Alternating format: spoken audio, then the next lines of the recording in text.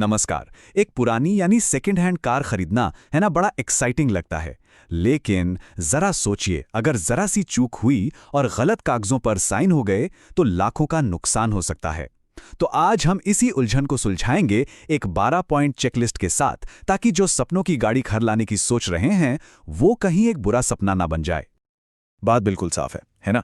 अगर कागजात में जरा भी गड़बड़ हुई तो मेहनत की कमाई पर पानी फिर सकता है। देखिए, ये सिर्फ एक कार नहीं है, ये एक बड़ा इन्वेस्टमेंट है। तो चलिए इस इन्वेस्टमेंट को सेफ कैसे बनाना है ये समझते हैं।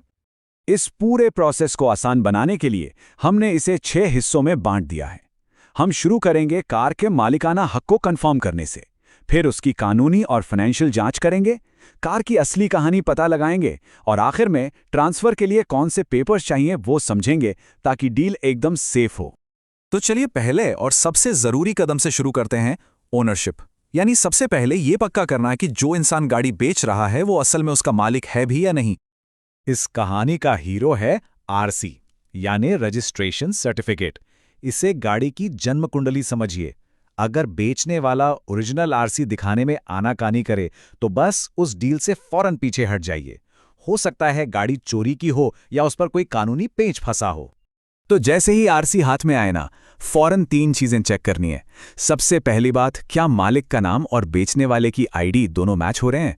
दूसरा, ये पक्का कर लें कि गाड़ी प्राइवेट है, कोई कमर्शियल टैक्सी तो नहीं बेच रहा। और सबसे जरूरी, आरसी पर एक शब्द ढूंढिए, हाइपोथिकेशन। अगर ये लिखा दिख गया तो समझ जाइए मामला गड़बड़ है, मतलब गाड़ी पर अभी भी लोन चल रहा है और ये आगे चलकर बहुत बड़ी मुसीबत खड़ी कर सकता है। अगला पेपर है ओरिजिनल इनवॉइस। ये वो सबूत है जो बताता है कि गाड़ी पहली बार कहां से और किसने खरीदी थी। यहीं से ओनरशिप की पूरी चेन शुरू होती है। अब करना यह है कि इनवॉइस और आरसी को साथ में रखिए। मालिक का नाम, चेसिस नंबर, इंजन नंबर, एक एक डिटेल हूबहू मिलनी चाहिए। अगर एक भी नंबर इधर-उधर है तो ये बहुत बड़ा रेड फ्लैग है। हो सकता है गाड़ी के पार्ट्स बदले गए हों या ये कोई बड़ा फ्रॉड हो। चलिए अब आते हैं दूसरे कदम पर, लीगल और फाइनेंशियल चेक्स। ओनरशिप तो कंफर्म हो गई, अब ये देखना है कि गाड़ी पर कोई कानूनी या पैसों का बोझ तो नहीं है। देखिए, गाड़ी का इंश्योरेंस सिर्फ एक कागज का टुकड़ा नहीं है, ये एक फाइनेंशियल सेफ्टी नेट है। अगर पॉलिसी एक्सपायर हो चुकी है तो ये सिर्फ गैर कानूनी ही नहीं, बल्कि सोचिए, गाड़ी खरीदने के अगले ही पल कोई एक्सीडेंट हो गया तो सारा का सारा खर्चा जेब से जाएगा।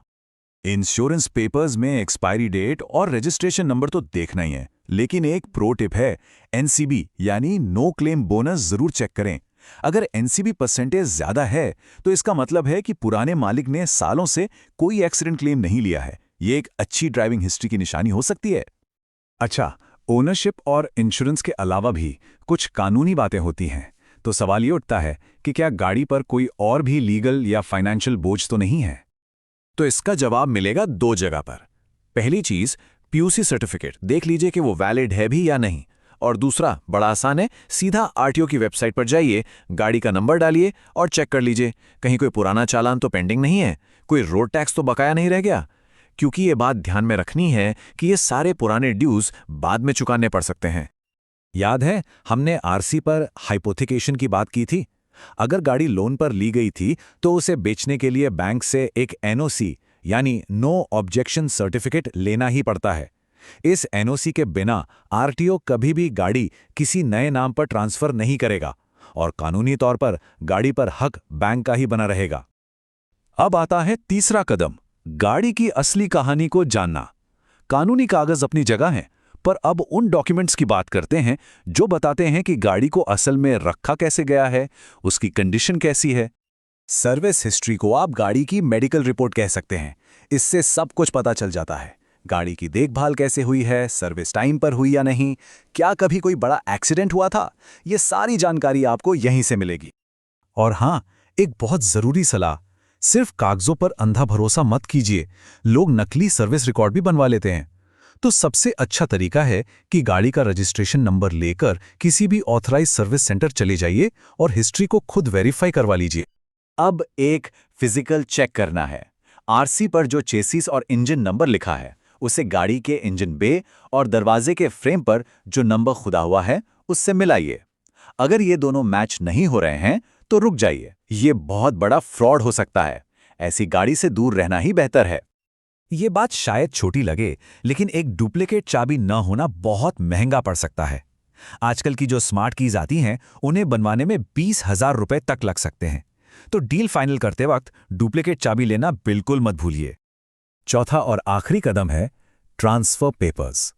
सब कुछ चेक हो गया, गाड़ी पसंद आ गई, तो अब उन कागजों की बात करते हैं जो उस गाड़ी को कानूनी तौर पर आपका बनाएंगे। ओनरशिप ट्रांसफर के लिए 2 फॉर्म सबसे जरूरी होते हैं, फॉर्म 29 और फॉर्म 30।